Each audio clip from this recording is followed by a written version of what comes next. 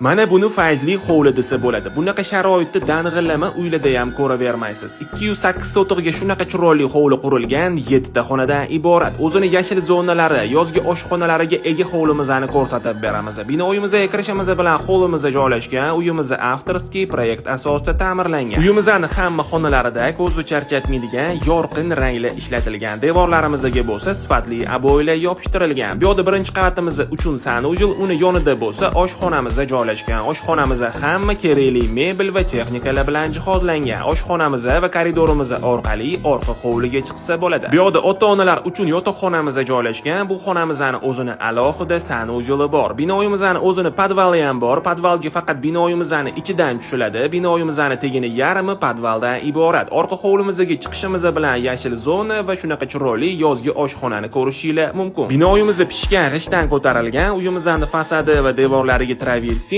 va attachento ishlatilgan. Uyimizda gaz, svet, suv, kanalizatsiyagacha ulangan. Qani ketgan ikkinchi qavatimizni ham sizlar bilan ko'ramiz. Ikkinchi qavatga chiqishimiz bilan koridor, o'ng tomonimizda yotoqxona, bu xonamizning ro'parasida bo'lsa, ikkinchi qavatimiz uchun umumiy sanuzelimiz joylashgan. Uyimizning pol qismiga chiroyli qilib laminat, sanuzellarimizga bo'lsa kafel ishlatilgan. Binoyimizni isitish uchun sifatli radiator va iliq pol o'rnatilgan. Uyimiz o'zgacha did va mehr bilan ta'mirlangan. Bu yerda ham ota-onalar uchun yotoqxonamizda joylashgan. Bu xonamizning ham o'zini alohida sanuzeli bor. Hamma xonalarimizga sifatli romlar va sifatli eshiklargacha o'rnatilgan. Uyimizga qiziqadiganlar bo'lsa, bemalol murojaat qilsanglar bo'ladi. Dang'illama hovli qidirgan do'stinglarga bu videomizni yuborib qo'yinglar.